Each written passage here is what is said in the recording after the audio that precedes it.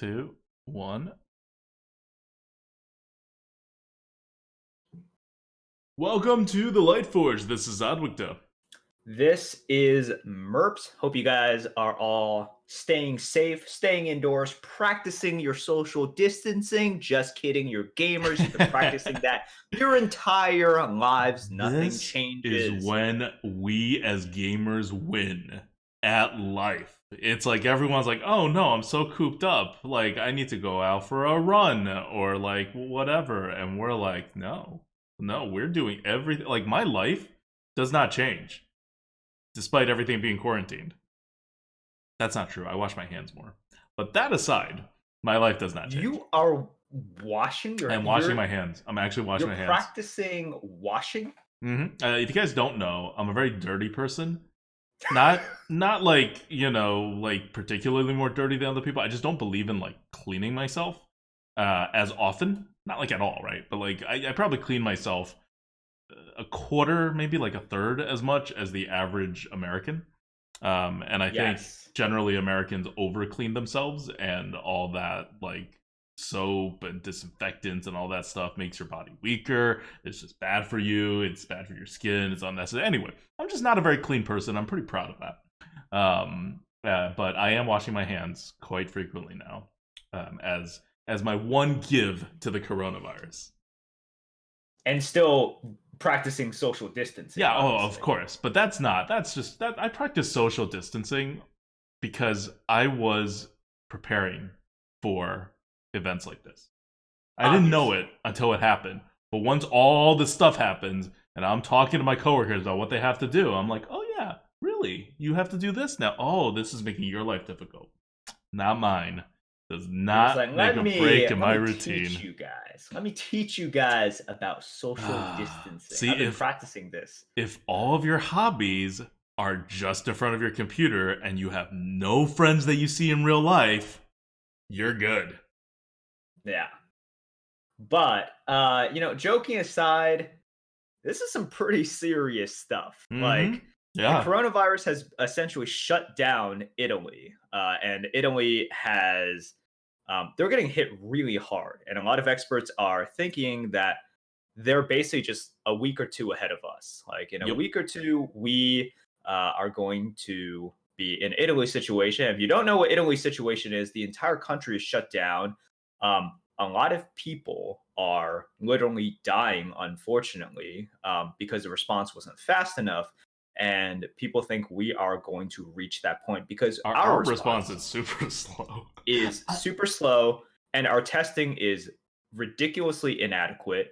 Those things are just true. I'm in Charlotte right now. Like, I live in Charlotte. Merps lives in DC, and I looked up the Charlotte numbers, and they're like 4 people in Charlotte have tested positive, something like 36 in North Carolina, which like doesn't seem so bad. And then you read like 100-something tests have been administered. Yeah, and then you think about it, and you realize that's like a 30%. Like a 30% like rate of testing positive for people they think may have the coronavirus. So if you think you may have the coronavirus, and then like, I don't know, you describe your symptoms to a doctor friend or you look it up on Google and it sort of matches, well, like you have a 30% chance that you actually have a coronavirus in North Carolina, at least. That's what that means. That's crazy. Yeah. Especially because the coronavirus doesn't have like super like distinctive symptoms, right? It's just like a lot of people think it'll be because we're getting to allergy season as well. People might think it's allergies. People might think it's a cold or a flu. Oh my god, I've had like runny nose, things in my throat, like nothing like major. Like I was sneezing a lot, but like it's allergy season. Like it's allergy season. We're in the South here. It was like 75 degrees yesterday. Like it's allergy season. And I'm not like too concerned, but I'm like, I can't tell who the hell may have coronavirus and who like just has allergies, because everyone's a bit sniffly and coughing is like everywhere, and it's what people do. So it's, joking aside, it is very serious. I hope you guys stay safe, stay away, and just remember, here's the thing, because I think a lot of people are a little bit frustrated by the current situation. And the important thing is it's not just about you. So if you're healthy, vigorous, your immune system is great, you can shake it off, which is probably 99% true for people that are young and healthy. Like it will just be a cold or a flu for you. You could potentially like kill other people Yeah. Mm-hmm. by giving it to them because people that are immunocompromised have asthma, lung issues, or just old people. Yeah. For them, it's like minimum 20% mortality rate. So that's really bad. No, like That's really, really bad. so this is a question from the Go, by the way, in case you guys are wondering why we're going so deep into the coronavirus. And We're we actually changing the entire premise of the podcast. We yes. are now an official, unofficial medical advice podcast. Oh, Yes, the definitely. coronavirus is just so much like if you're in the US right now and you're like, I bet this is most places, but like when it got to Charlotte and we didn't even have like at the point in which Charlotte started doing things about the coronavirus, we had like 2 cases. I'm like, oh, this whole country's going to be shut down. Just as a preventative measure, even in places that don't really have it. And I think once they start testing, they'll realize everybody has it. Not everybody, but like every place has it, and it's good practice. But it's so much harder. We went to there wasn't really much of an issue like last week. Like some like hand sanitizers are out. You obviously couldn't get face masks, but like life was normal. And then this weekend on like Friday night, if you saw the stream, Brand New came back from the supermarket and was like, everything's gone. There are no Everything's gone. eggs. There is no bread. Here's a picture. I was like, oh my god. We eventually found a supermarket today that still had some bread and eggs, and we were like, we're gonna take 1 loaf of bread and 1 case of eggs. We're gonna leave the rest for other people. And it was in a less affluent neighborhood, let's say. And so we're like, we'll take the bougie organic stuff, leave the leave the normal price ones for people to actually be able to have stuff. Afford. Yeah, Yeah, right. yeah, Like yeah, we're yeah. trying to be like socially conscious about this, but people are stocking up. Like, and the other interesting thing I noticed about this is all the like bougie areas like ran out of stuff because everybody can afford to stock up on stuff, and they did. But in Yeah. the less affluent areas, you can still go to the supermarket and buy stuff. Like there were shelves that were missing stuff and whatever, but it wasn't like just like ghost town. It was actually quite busy. It's probably a really easy place to contract the coronavirus. Yeah. But but it's just because I think people can't they can't afford to like just stock up on everything and use up like that much money. One thing that I definitely do recommend is that there is a very real possibility that we basically turn into Italy in Mm-hmm. about a week or two. Like literally everything shuts down Yep. because right now I think Americans are still like, well, our cases aren't very high. The confirmed cases are very low just because we don't If you don't test. test, nothing's confirmed. Right. So if you actually don't have enough supplies right now, Get some. Get enough for and you 1 month have the supply. opportunity to get some, Yeah. It's too because late. By the time you listen to this podcast, it's already yeah, kind of too late. But in like 2 weeks, it could be really too late. Like in 2 weeks, it could like right now we can't find toilet paper anywhere. Like I think people, it's like a yeah, meme online, but really you can't find toilet paper everywhere. We like tried a few places. It's just, and we're kind of running out of toilet paper, so that's a separate issue for us. mhm, Just wash your hands more, solve the problem. yeah, But yeah, it's gonna get worse before it gets better. yeah. So like stock up on stuff for like a month. Don't go crazy. Like be mindful to other people as well. But no, like don't stock up stuff for a year.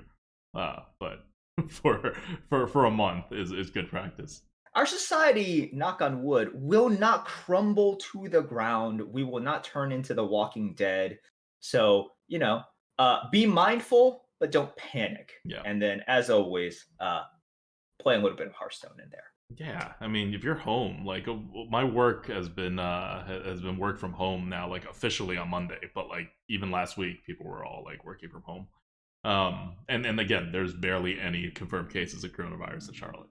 Uh, so yeah, if this is schools are shutting down, right? Like if this is affecting you and everyone's like home, this is the time to play Hearthstone. Both me and Merps have put in like I mean, Merps you did like what 2 bonus streams? I did two You did bonus two streams. bonus streams last week. Wow. This is what the An EU coronavirus does. friendly weekend stream. It's truly the end times, let me Yeah, tell you that. yeah. When the goat is Truly the putting end on bonus times. streams without like a new release happening or anything, um, it's yeah, it's crazy out there. Yep. Yeah, be safe. Be mindful of old people in your life, like your parents. And by when I say be mindful, I mean like don't freaking like go see them. Don't be We have like, technology, yeah, guys. like don't We be like, have hey grandma, technology. are you okay? I'm gonna bring you some soup. No, be like, hey grandma, are you okay? I'm gonna stay really freaking far away from you because I like go to supermarkets and like maybe go outside, and you should not. And when I say So, grandma, I really mean like mother as well. uh, Natasha's sister is just super on top of it. So, thankfully, Natasha's grandparents Hmm. live, In like a like rural-ish in area, right? yeah, yeah, they live out in the Yeah, middle of nowhere, yeah, which is great. So then Natasha's sister brings them groceries and she gives them specific instructions like, I am leaving these groceries out on the driveway. right. You wait Yep. 6 hours and then you pick up these groceries. Yep. No, it's perfect. It's fantastic. This delivery system is just great. Yep.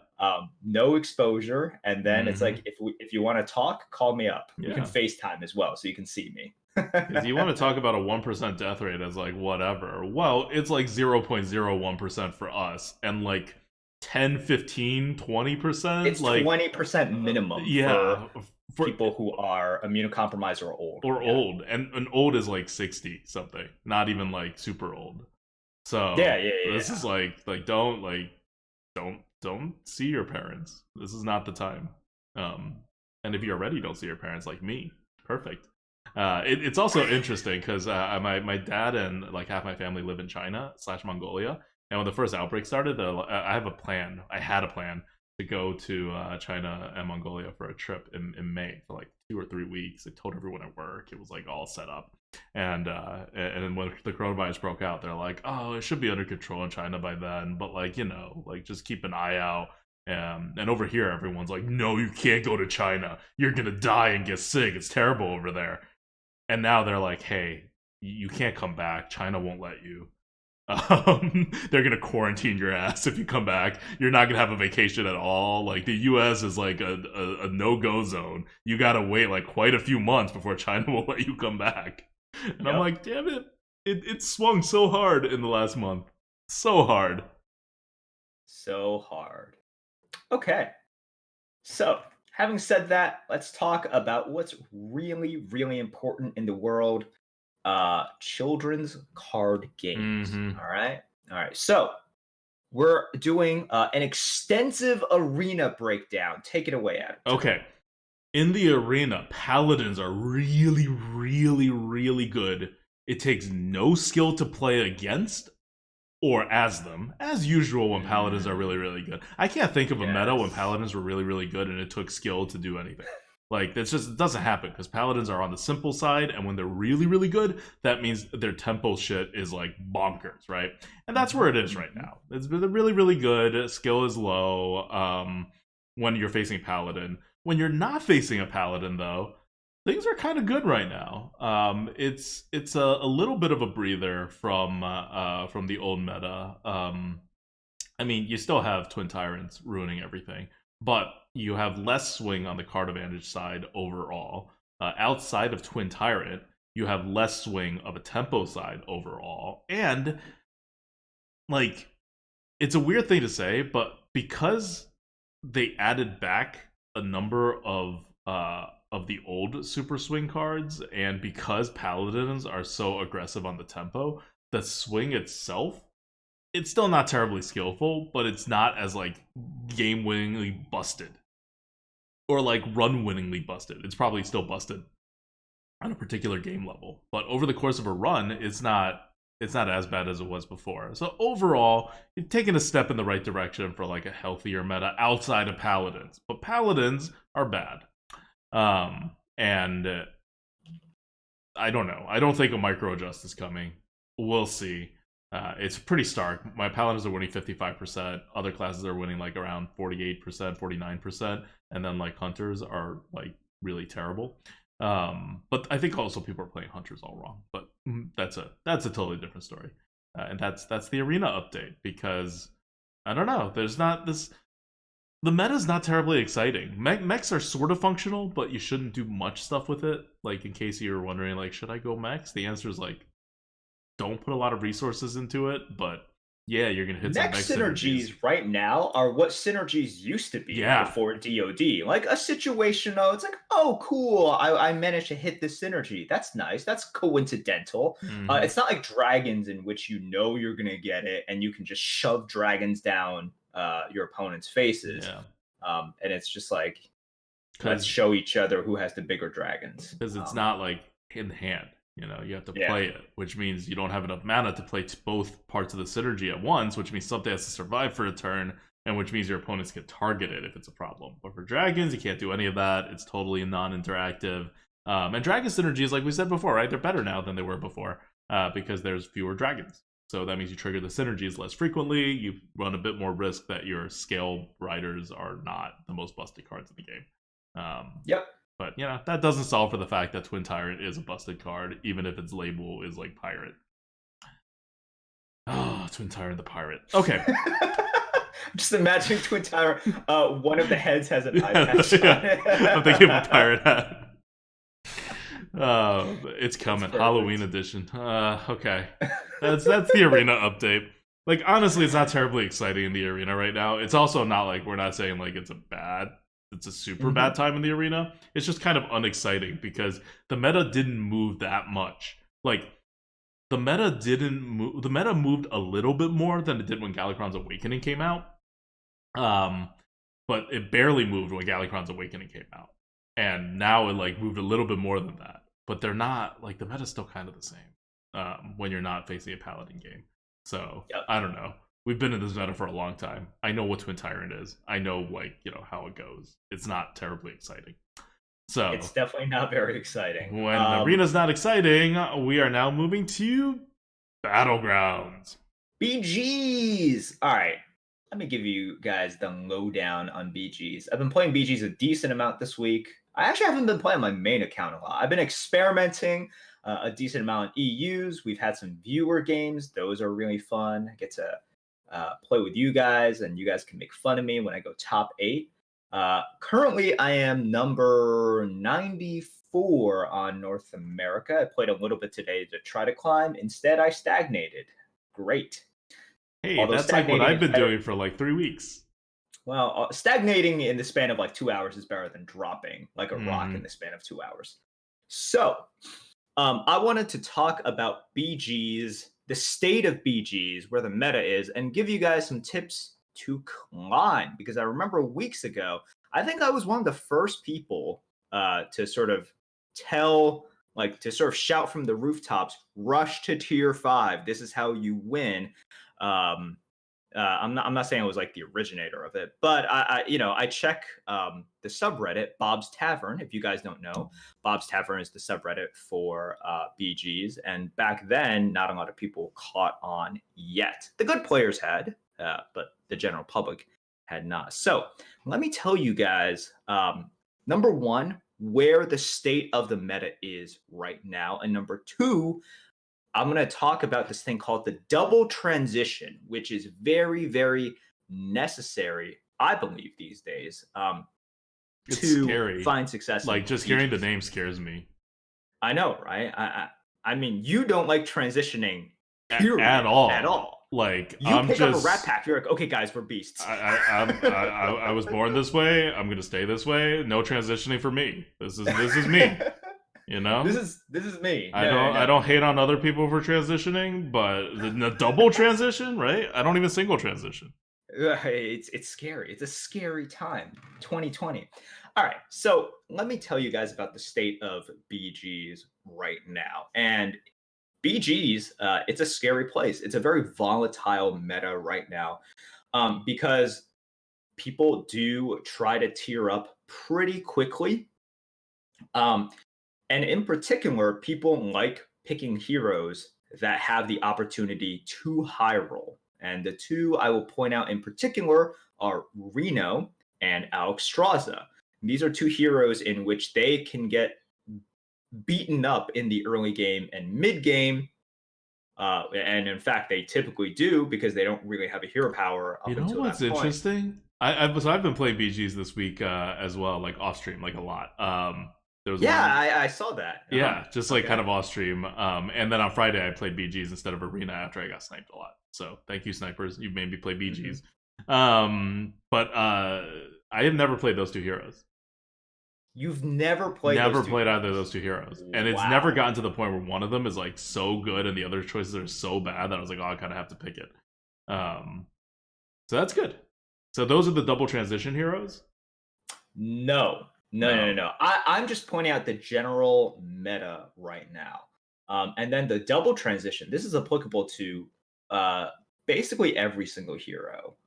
Essentially, well, except for maybe like Daryl, in which he plays like so differently than everyone else. But the state of the meta is such that, there is no comfort, there is no sort of guarantee. If you're facing the last guy, and they've been taking damage, there's a chance that they turn it around and deal 15 to 20 damage to you. Mm-hmm. Um, but does that mean that, oh, it's all RNG, everything is up in the air? Merps, you are just telling me that there is no skill involved? No.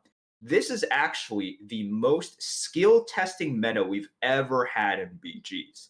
If you remember, I'm going to call it the initial meta. I'll call it the amalgam meta, right? I think it's fair to Yep. just call it the amalgam meta. We had the amalgam meta, and then we had, like the demon meta and everything. Like throughout sorry. So I would split it into three: the amalgam meta, the Murloc meta, and then the demon meta, and then the current dragon post-Tyrion meta. If you divide it into those four-ish, this meta is by far the most skill testing because you need to risk assess better. You need to know strats for individual heroes better. And you need to just run this gauntlet a lot more careful. You have to thread the needle. Right now, it's all about threading the needle. So, What does threading the needle mean? threading the needle really means like you need to be able to still take a hit in the early game or mid game strategically, right? Like when I tier up to 5 and I still do that, I sort of clench and hold my breath. I'm just like, Mm. okay, I'm going to take this hit. And it's like playing aggro hunter, right? Like this is basically just an extension of my aggro hunter. And I'm just like, okay, they don't have AoE. I don't have the best read on it because it's only like turn 5, turn 6, so I can't guarantee it. But this is my best chance to win. If they have it, GG. I'll go on to the next one. Same thing here, but on average, you're going to win out. But you still have to do that risk assessment. You still have to thread the needle. I can go from like 35 HP, maybe I tier up to 5 pretty quickly, and suddenly 2 turns later, I find myself at like 12 HP, but then I Mm-hmm. stabilize and I get like top 2, right? Mm.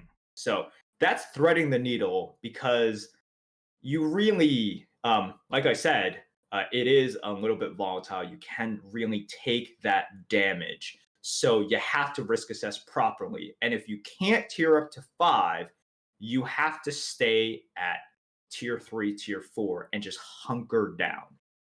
So Yeah, I've this is hunkered the. down a lot. It's been Mhm. okay. It's been Yep. not the best, but it's been okay. This is definitely what I want to talk about. It's uh, not exactly the double transition, but this is one of those skills that you need to have in your toolkit as well. The fact that, okay, so you are trying to implement Merps's brilliant top 100 strats, right? You're like, all right, Merps tells me to get to tier 5 fast. It's worked for him. Definitely not because he has streamer luck. He is just so incredibly skilled and good looking. I need to copy him. Great. But then you find yourself taking it hard in the early and mid game. You're just like, oh my gosh, I just faced Yogg, and then I faced Shutterwalk, who high rolled, and then Sindragosa, who just like crush me. But I want to be like Merps. I got to tier up to 5. No. All right. You have to give up on your dreams. Give up on those ambitious dreams of yours of tiering up to 5. You got to hunker down now. So, because here's the thing And once you hunker down, you got to stay there for a decent amount of time because Oh, once you the hunker down, you don't move. You're hunkered. you're hunkered. You are settling at this point. All of those hopes and dreams, Mm-hmm. those Taylor Swift visions of like, oh, anyone can do it, anyone can make it. No, Zero you are going to set transition. zero transition this time.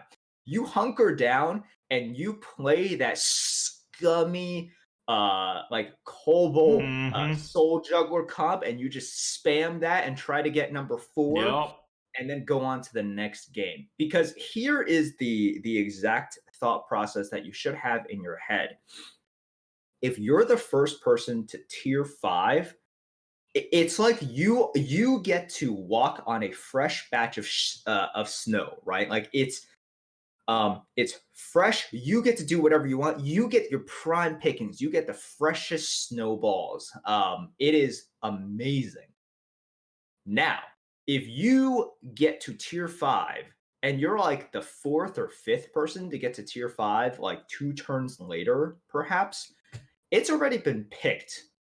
You want that brand, you might get it, but the chances are really low. You want that Baron, it's pretty low because tier 5 has already been And picked even and worse, sorted like through. you want that Baron, you want to pair with a Goldrin. The Goldrin's been picked too. The Goldrin's gone. Yeah, the Yeah, Goldrin is already it's gone. not just Mhm. one thing. Like all of it has been picked. Yeah, yeah. The Razor Gores will still be there because dragons suck. So go ahead and get that. But that's it. So that's the double whammy of getting to tier 5 later than everyone else. And it's why if you are getting hit a lot in the early and mid game, um, hunker down in tier 3, tier 4. Tier Mm-hmm. 3 is really good for soul juggler demons. Tier 4 is really good for mechs. You know, you can just Yep. spam the Cobalt and the rovers, and then maybe you can throw in an Iron Sensei for some temporary buffs and get some eggs. Those are really good. So, and then it can help you survive. Is the person with Baron Goldrin Beasts gonna beat you eventually? Yes. Is the person who super high rolled into an early Caligos gonna beat you eventually? Yes, but not for the next 2 to 3 turns. And all you want to do is outlast those people. So It's this is the like meta now. it's pretty easy to grab like 3 or 4 like that. Like even from like a Mhm. bad start or like a no or whatever. Like the one unit that I found to be the most helpful is freaking Harvest Golem. Like on 2. Hmm. I've had like so many Harvest Golem heroes or like everybody on Twitch has telling me to sell him and I just don't and I just keep buffing him. And I've ended up first or second playing mechs because he's a very solid tier 2 minion, right? Like in the early game. And then he refreshes your kobold guaranteed. And these days, there's not that many guaranteed refreshes until tier 3. I mean tier 4, right? You have that, you have a Mecharoo that you don't want to keep around. And after that, it's just like you're not getting eggs or your rovers until tier 4. And so by that point, you've already like your harvest golem is just no longer a 2-3. And so it's just kind of a sizable body. And if you don't need to beat the super good comps, it's good to keep around. That's all I'm saying. That's my strat. And Okay. whenever I've had a harvest golem and I've gotten kobolds, it's been very good to get like Okay. 3 or higher. I've literally placed I think like first once, like with a harvest golem that was Mm. ridiculously huge. You know what? That's cool. That's pretty insightful. I want everyone to completely disregard what ADWCTA says. That makes absolutely no sense. I do not want you guys following that advice. Any minion can be buffed up. There is nothing special about a Harvest But Golem. a harvest golem is Disregard. cooler to be buffed up, and it guarantees you a mech that respawns. It does guarantee you a mech. That's Security huge in the mid game. Security Rover is a million times better, and Egg is a million times better Yeah, but if you than don't get Rover. to 4 that quickly, or if you still have room for eggs, right? It's not like you have a harvest golem and then like, oh, I can't put an egg down on the board when I find one. You still do that. It's not like I didn't have eggs or security Okay. rovers. But the harvest golem was a key part of it. You know what? Every minion deserves respect and love, and ADWCTA just really likes the Harvest Golem. It's a All right, good unit. this is fine. we shouldn't judge ADWCTA for his irrational love for Harvest Golem. But let me tell you guys what is another comp that is pretty good. And this is one that I literally almost never see people do when they hunker down.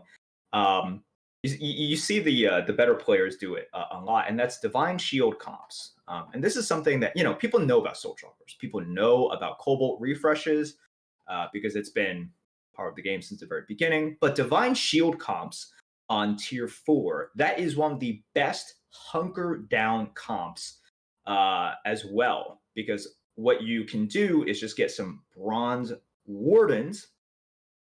You can get some Draconid Enforcers, you can get some Bolvars, and then your Draconid Enforcers get huge, your Bolvars get huge, Bronze Wardens are just good as a unit, as a standalone unit. So you don't need much buffs. This is a very gold efficient build to get you a lot of stats without requiring a lot of gold to buff your units. Draconid Enforcers with a lot of Divine Shields are just very good. Bolvar is just very good as a standalone unit. You can't even buff him really. So how many Divine Shields do you need to make that work?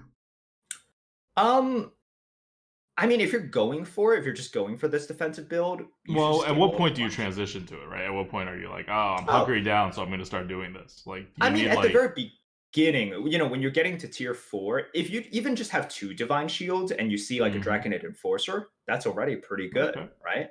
Because that's a 7/9 as soon as those Divine Shields pop. Like 3 gold for a 7/9. That's not bad, right? That's pretty good at that stage of the game. So you pick it up, and then because you have that, you pick up more Divine Shields, and then you pick up more, stuff that works off of it. But like a double Draconid Enforcer, Bolvar, Warden, with maybe one Cobalt in there as well, that's really good, and that can really hold you over. So I want to highlight that as something that you definitely see good players use that to hold them over, but I just don't see that comp very often in games, period. And I think that's wrong. A lot of people probably had the opportunity to go Divine Shields, but just didn't take it. Now, you are almost never getting top 2 with that comp, in high MMR lobbies at least. But is it good to just get some very gold efficient stats in the mid game? Absolutely. Absolutely. Okay, interesting. Okay. So let's talk about the double transition. All right. Finally, we are talking about this thing, this skill that I think is very necessary in this volatile dog eat dog meta. Not dog the streamer. Like just FYI. Anyways, the double transition is exactly what it sounds like. You are double transitioning effectively. Because what people tend to do in BGs is once they start getting a Cobalt and a Security Rover, along with maybe an egg, or they get a couple Soul Jugglers with 2 with 2 Taunt Demons, they're like, okay, this is my comp. That's fine. Sometimes that's correct. Sometimes you need a double transition. Sometimes you need to go away from the safety of your initial build. And I say build just because, you have to recognize this is, I'm not tied to this. What does the double transition and double transition mean? What is doubling about it? You double because you soft commit into, let's say, Demon Soul Jugglers. You soft commit into Cobalt Mech Refresh. You soft commit to this Divine Shield comp. And then, so people in the mid game might look at you and be like, okay, this guy is playing Juggler Demons. This guy is playing Cobalt Refreshes. But then they meet up with you 6 turns later and you're Goldren Baron Beasts. All right? And then you crush them. You crush them. And take your rightful place on top of the lobby. Wait, so that's one transition. No. This is from you at the very beginning. right? You transition into something, and then you transition out of that into Oh, beast. that's not a transition. Yeah. That's just who you are. You just don't know in the beginning because you don't have stuff yet. But once you have stuff, you figure out who you are. No, Like, no, because people view that initial one as a transition. People view it, really? it's like, oh, yeah, yeah. They view that as like an initial transition. They'll be like, oh, okay, I have like pack rats, right? And they'll be like, oh, okay, now I'm transitioning to Soul Juggler and everything. And then Hmm. they, mhm. Okay. All right. So I think they're just not using the word transition right for that because that's not a transition. You're not. That's just regular growth. That's just good old regular growth. You know, you hit Semantics. puberty, things happen. You're Semantics. doing things you weren't doing when you were 4. Okay, are we still Like, talking about the same transition? yeah, I yeah, we're feel talking about like the same you transition. are This is about okay. Hearthstone and this is This is about definitely about Hearthstone, battlegrounds. not about puberty. Yeah, yeah, yeah, yeah. Well, you in your Hearthstone Battlegrounds run, you hit the time in the game when everything's really confusing and you have access to all these new options and you need to take some of them or you're going to lose the game. And so you do, and you make your first, I don't know, commitment, growth, like you just become who you are, right? And then you can transition at any time in this game. The game makes it very open for you. But I wouldn't call that a double transition to do that next step. That's just one transition from demons to beasts. Before that, you were just, I am playing the game, and then you become demons. I You wouldn't call really that a have nothing to transition. contribute to this conversation, don't you? I'm contributing a lot. Twitch Head is also confused by your double transition naming. It's a very confusing name. Like, there's no double in it. No one calls it a double transition. That first thing, people don't call it a transition. All right. Well, thank you for your very topical additions of the Harvest Golem meta and Hey, I did your not say life the Harvest transition. Golem was meta. I'm saying that's what's Uh, good in the meta. that's what's good. Yes, the Mm-hmm. It's Harvest not out Golem, yet. guys. People aren't doing it. It's not Yeah, part no, of the no, meta. You're not gonna I'm see gonna it. tell you, no one's doing the Harvest Golem strats that you are. No, no. That's for And sure. they should sometimes when they're losing, you know? It's not a win strat, but it's a hunker down strat. Oh, let me tell you, it's definitely not a win strat. All right. Anyways, so here's the thing: call it whatever you want. What you definitely need to start recognizing is the fact that even if you are comfortable and finding that, hey, I'm beating people up with soul jugglers, I'm beating people up with kobolds, I'm beating people up with these divine shields for now, always look at opportunities to further go into your end game strats. That's easy to say, right? So here's the problem that I think a lot of people encounter. They're like, Merps, but I've already committed to like soul jugglers, I've already committed to mechs. How do I actually further transition in a gold efficient way? Because this is the thing about BGs, right? It's like it's very complex. It's very there's a lot of factors. You have a lot of human beings doing different things in the game. It's a Pandora's box. So how do I actually figure out what is good? Well, here is essentially like the thing with transitioning from a very comfortable mid game comp to your end game comp. You have to find something that is gold efficient, because you have already spent a decent amount of gold into your current comp, right?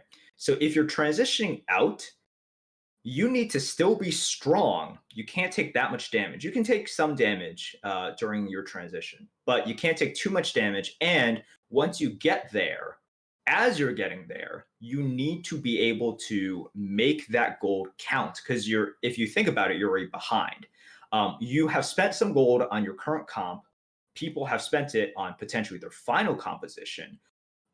So you are very much so behind, even though you are beating people up. So let's think about, because comps are going to be different. I want to highlight some things that you want to look for in your current comp that will be helpful in deciding your end game comp. Number one If you are, let's say, mechs with a couple of other good minions, this is very possible, right? We've all been there. We have some mechs refreshes, but you also have a Bronze Warden in there. You also have a Rat Pack in there.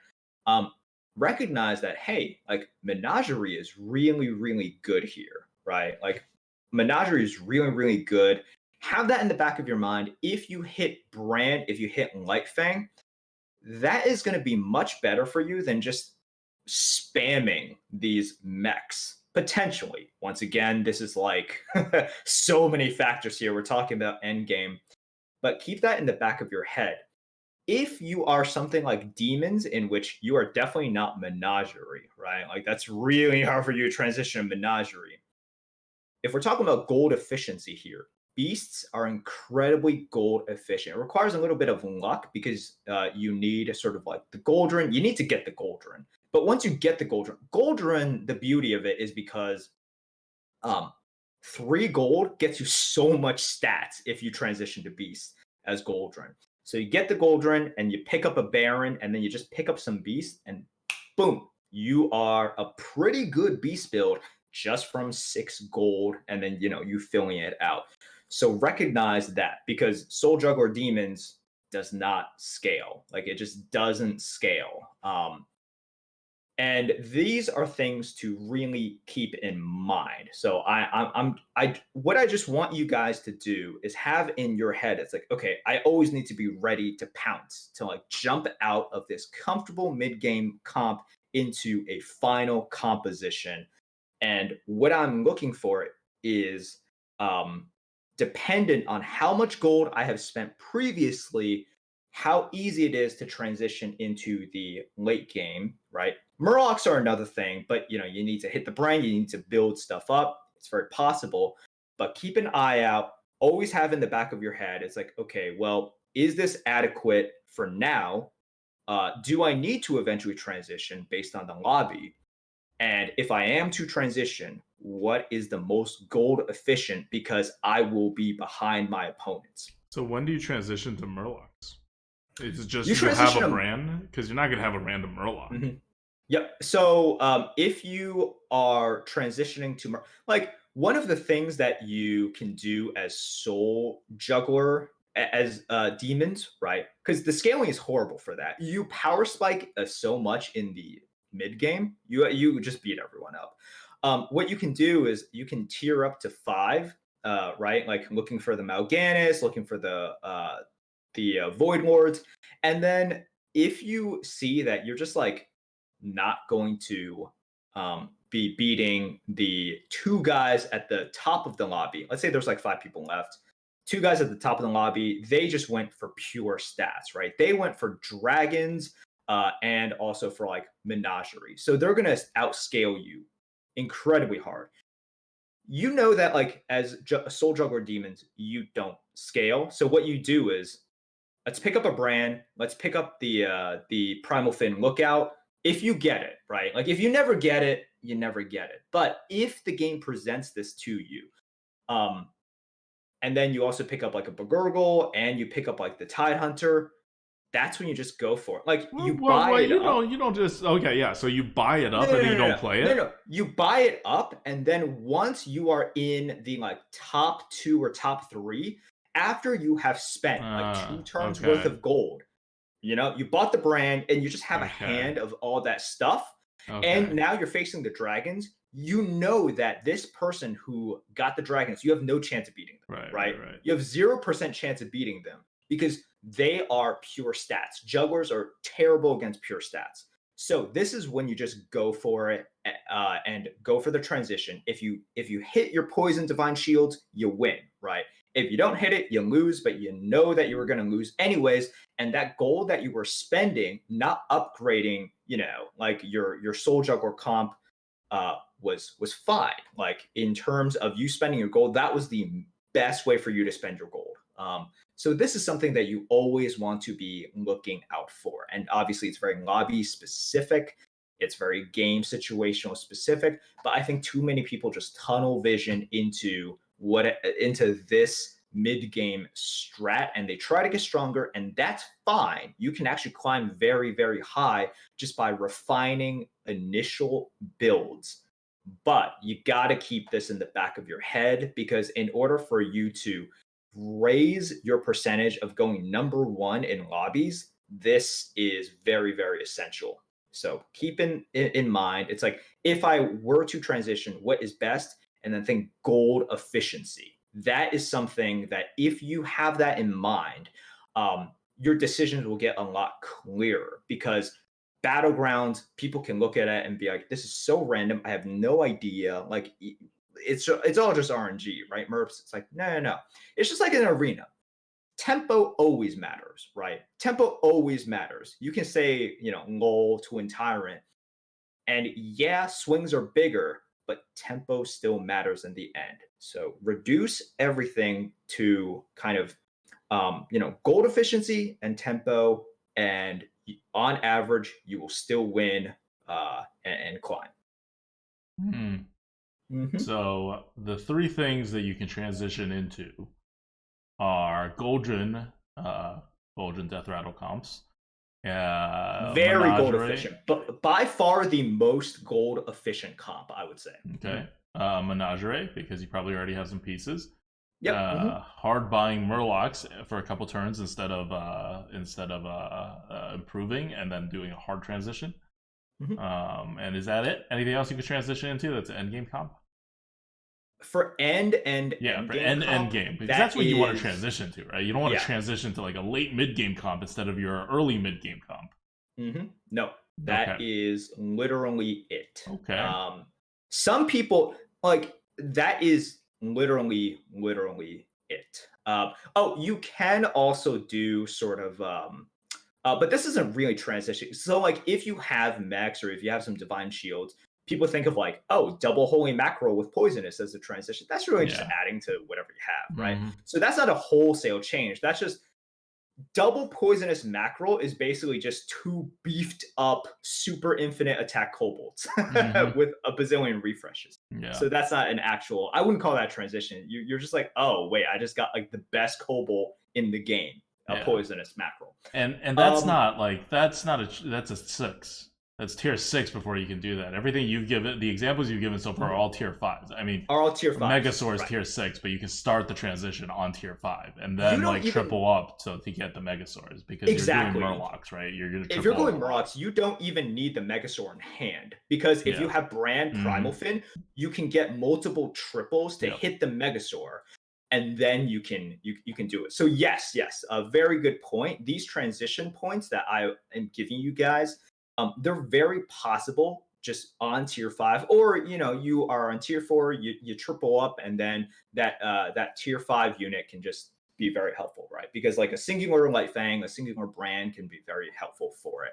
So yes, this is it. I see someone in chat mentioned dragons. No, you can never transition from this sort of mid game into dragons. Never, ever, ever. It's very rare that I say never for something. You can never transition from having mid-game like mechs, mid-game jugglers, mid-game Divine Shield comp is a little bit different, because you might have like double Bronze Warden, so maybe into dragons. Dragons are the biggest bait in BGs.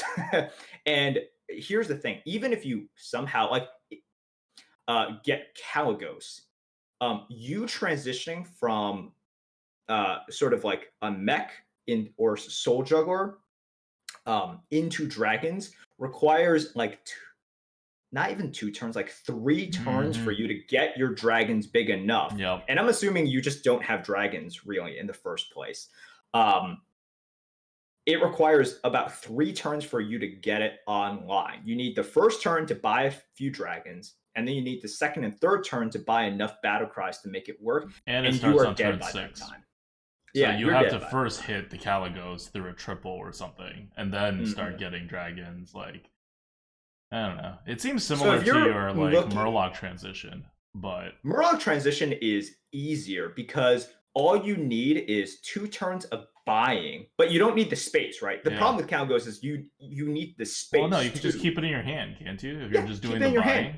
Like, And then suddenly within the span of one turn, you sell off all of your demons. yeah. In fact, on that turn in which you pop off, you use the last 2 turns to buy up the brand, the primal fin, all those No, Murlocs. but I mean for And dragons, can you just keep Caligos in your hands, buy some dragons, and then like after 2 turns, that's like 1 turn to get the Like, let's say this starts when you triple the off, you scaling is get too a slow. The Caligos. reason that the brand Murloc transition works is Divine Shield Poison Murlocs. That's like, how much gold is that worth? Like, I don't know, so much, right? Mm-hmm.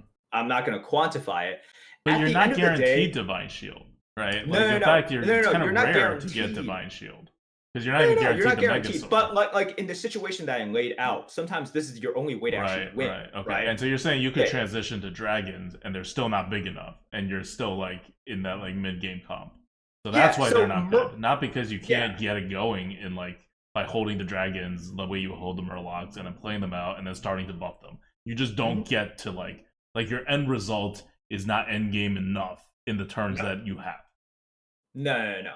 So what you end up doing is, for Murlocs, you might have a a board that just never got there, and you lose 100% of the time. But you gave yourself a chance to beat Mm-hmm. literally anyone in a Yep. lobby, right? With dragons, you give yourself the chance to still lose. Right. Right. Like, you never win. You literally never win. Right. So I do want to point this out as something, and it's one of the reasons why dragons are just not great. You will get beat by people that had a great mid game, had some dragons, hit the Caligos, and it just fits, right? It just totally fit within their system. We had a game on earlier this week when we just hit the Caligos as Yag, although we did stupid brand Khadgar stuff, right? And then we got the Caligos, and then that works. But typically, if we're talking about this transition from your mid game comp to your final potential comp, if you do switch, it's never dragons. Even if you get the Caligos, it's too late by that point. It's too late. Okay. Mhm. All right. That seems fair. I will still try my best not to transition, except maybe to Menadre, because the transition to Menadre is very easy. It's Very hit a easy. Light Fang. Okay, we're done. Put it on the Right. board, and hope you get brand later or whatever. But like, you're just pretty much done. You can start selling off um, some of your other pieces at that point. mhm. You put it on the board immediately. You don't lose much tempo. Like, very easy. It's very easy. And also, guys, I also want to point out that Menagerie is very strong right now, and it's not contested. People aren't reaching for the Light Fangs as much as they are for other tier 5 units. And that's just not, like, be able to exploit this, right? Yeah. Like, Mm-hmm. if you want the Light Fang, you should be able to find it, because a lot of the people in your lobby who are not aware of how powerful Menagerie is, they're still going for the singular tribes, because I think that's just very comfortable for people. They're like, okay, well, mechs, so now I just buy mechs. Beast, okay, now I just buy beast. They're uncomfortable. And last point of advice for Menagerie: you don't have to go for the perfect Menagerie comp. I've won many, many Oh, games you can't in get the which, perfect Menagerie comp. That's so freaking hard. I yeah, just get exactly. anything. Like Harvest Golem's great. Mm-hmm. Oh my god, I can't believe you worked that back in. God damn it! All right. I'm serious though. If you just had a Harvest Golem, you didn't have other mechs, like just keep it there. It has a death rattle, right? You can put a Oh Divine Shield on god. it. It does the job. This is like Carl Weathers in Arrested Development. It's like, you add a harvest golem and baby, you got a stew going. Oh, Carl Weathers. Um. Oh god. All Okay. right. But So you've literally hit on exactly one of the three great games I had with Harvest Golem was a Menagerie comp where I kept the Harvest Golem because it happened to have the Divine Shield and was bigger than my yeah. Cobalt, and my Um Cobalt wasn't going to trigger a lot. I think so a lot of people, what they a misconception about Menagerie, they're like, "Oh, Menagerie is good because you are taking the best out of Right. the tribes," and you're just like, "Oh, okay, so the comp is Foe Reaper, Hydra, with Yeah. mackerel and like they're thinking, and maybe like a scale bane, right? Hmm. They're thinking of like the best units, and they're like, okay, well, all I have is this Murloc that does nothing. Like literally, I have a Tide Hunter. Hmm. My beast is a Rat Pack, which is pretty useless. It's not even That's pretty upgraded. good. I love rat It's okay. packs. Yeah, yeah. But they're like, well, I don't You even have know, space rat for it. packs What does are it really like the do? beast version of harvest Um, golems. That's really okay, what they are. great. You may I think they're wolves, but no, please they're do rat not bring packs. Rat Pack down to Harvest Golem's level. All right, please do not. Rat Pack is All in a right, tier all of its own. right, all right. Deathwing However, aside, no, no, no, no, no. Deathwing aside, please do not be like, do not dirty up Rat Pack's good name by comparing him to something that's pleb as Harvest Golem. But let me tell you guys, Menagerie is not about the abilities of the units. It's about stats. It's about pure beefiness. So it's just about settle on time and anything. market Yeah, no, no, no. It's perfect. Time in market, not timing the market. So you do and not not need picking individual stocks that are going to do really well, even you, if you know what they are, that because you you're have to wait purely for them. diversifying as Hmm. Menagerie, right? Hmm. You're purely diversifying, and then you just feed it. You constantly feed this Yep. diversity, just like you feed, your index funds and Hmm. whatever, And then it just grows. and you win, and Yeah, you except literally just win except off of in this game, it actually just grows. You're guaranteed to attack and one health. You're not going to lose 30% of your money. it. That's what's great about No, Hearthstone. that's what's great about Hearthstone. Although you can just lose to someone who super high That's roll, true. like double mac That's rolls. true. Your That's three that's the thing. stats may not matter ultimately, but you Yes, will get the three stats. but you will get them stats. So, anyways, guys, that is what I wanted to push out. And most importantly, like, I understand this meta can be very frustrating. The I see a lot swings are of still posts. so hard. I've The like hit swings are like so hard. I have won every game, every single game, and then took two hits and been out like back to back. Where like I was either facing a ridiculous comp or they got ridiculously lucky and they hit me for 20 points or more. Yeah. This is one of those metas that can be very frustrating, but I will tell you, it is by far the most skill testing meta we have ever had. BGs is just very, very tough because it's so hard to see this skill involved. You need to be like Neo in the Matrix, and you need to, at some point, see the ones and zeros. It's not the woman in the red dress. It's just ones and zeros, okay? You need to be able to see that. And once you get to that point, you first have to recognize, it's like, okay, if I am continuously losing, I'm doing something wrong, right? So Mm-hmm. reevaluate your games. Are you playing too greedy? Or are you not playing greedy enough? And then just take a deep breath. Small losing sessions are fine, but if you have played like 20 games and you are down like 500 MMR, you got to fix something with your game. All right. But very, very rewarding. BGs, regardless of the swings, it's so much more skill testing than Arena right now. It's worth it, guys. Let me tell you, it is super worth it. Play BGs, maybe play some arenas too. I won't say anything. Above all else, remember, stay safe from coronavirus. Do not believe Harvest Golem. Harvest Golem is trash. Okay, Harvest Golem is I trash. I'm just gonna say mean, that right now. Don't believe anything ADWCTA says. you We should can try end the the podcast Harvest right now. Golem, right? Right? Just see how it works. You may be surprised. No, Just saying. there's nothing to try with Harvest Golem. You can buy him for tempo, like on 5 gold, and then afterwards he's useless. Okay, great. Or he's possibly useful later on.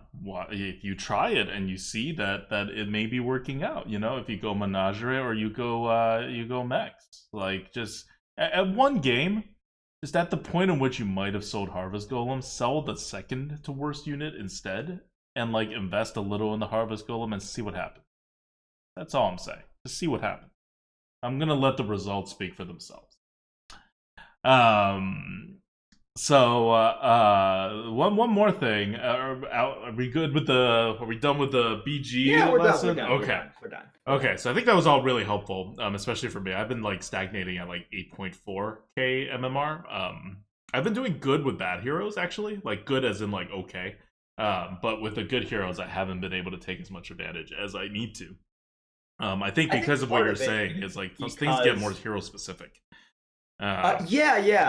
And I will say for you, I think part of it is because the good heroes right now have to be played in a certain way. Like yeah. Rafam is a good hero, very different, right? Hmm. Yogg is a good hero, and you saw in the game in which you spectated my Yogg, like I was doing weird things, and it's only possible because of the hero power, right? Mm-hmm. So that is yeah, the good hero and Deathwing obviously plays Mm-hmm. very differently. So the good heroes right now are actually not super easy to play. But if you're playing like a Pyramid or if you're playing like a Wagtoggle or something, you get to Patchwork, just my play new favorite hero. patch I'm off patch. the Hey, Bartendotron train. yeah. No, but yeah, if you're playing a hero without any hero power, you just are able to play solid, right? You Yep. can Just just play play normal. the game, Yep. Just get play the normal stats. game. Yeah. Nice and vanilla. Play your Yetis. Be good at the arena. I mean, battlegrounds. But yeah, like just pretend it's normal. Uh at least I feel like I get like Daryl better now. I feel like I'm pretty comfortable with Daryl compared to where I was before. I'm not like maximizing him, but you don't have to maximize stuff. Like 8.5k, everyone makes mistakes all the time, like that I can observe. So Yeah, clearly they're yeah, making a yeah. ton of mistakes. And I feel like my Daryl is a cut above most people's Daryls at 8.5k. Um, it's just I don't even know if it's high skilled, but people just don't do Daryl right, which is not surprising because I didn't do Daryl right for a long time. It's very true. Okay, so with all that done, let's go back to not just the arena but Hearthstone in general. The announcement is coming. The announcement is coming on the 17th. The 17th is 2 days away right now, which means you're listening to Very this. true. If you're listening to this as a podcast or on YouTube, it's 1 day away. Tune in for that announcement. It's gonna be freaking huge. We have no idea what it is. We break our NDA and tell you in a second. We probably won't, but we have no NDAs, so we don't know. We have no speculation, but it's gonna Feels be bad, huge. man. We can't even break any NDAs because we don't have any. It So could be sad. like I don't know, like big things are happening. I don't know, like will Arena even exist anymore? Like will Arena be completely transformed? Will there be a new game mode altogether? Will we have tournament mode in all the game modes? Will Battlegrounds be finally released out of beta? Like Merp said, right? Meta's really good right now. It's very diverse. It's very skill intensive. Like they got it, but is it ready? Like, will we actually start like earning something in Battlegrounds, and like it will cost something to enter? Nobody knows. Will there be like esports in Battlegrounds, or will it be more like the arena where it's just a leaderboard? But at least that one's live. Also, they mentioned live arena leaderboards at some point earlier in the year. No one got their hopes up because they weren't even doing regular non-live leaderboards within 6 months. So, but who knows? Things may be coming. Just tune in. It's gonna be huge. That's all. That's all the public and us know about it. So get hyped. That's it Sounds for good. us. Stay safe from the coronavirus. I'm serious. Stay safe from the coronavirus. Even if you don't die because you're young, this is not like the regular flu. It's gonna knock you out for a while, and they're still studying possible like long-term effects of it. Yep. So just try not to get it. We got to protect the boomers, man. We got to protect our small arena community from being permanently disabled from playing the arena. Yeah, and also, not to make you guys too worried, but a lot of people do have asthma and respiratory issues. There's people that are immunocompromised. Think of them. All right. So if you are perfectly healthy, still practice social distancing, help out those who have those issues. Earlier this week, I think it was revealed that like Tides of Time, I think, was suffering from it. He was in the hospital. Think of people like this. Okay, so be safe. Just look, we're all gonna be fine. But until then, just play some more video games. You're home That's it. anyway. They tell you not to go out. This is a dream come true. Like honestly. All right. Yeah. That's that's it. That's it from us here at the Lightforge. Until next week, when we will hopefully be around and the coronavirus would have definitely gotten worse. See you guys. This is ADWCTA. Bye. Bye. This is Merps. Bye. Bye. Bye. Bye. Bye.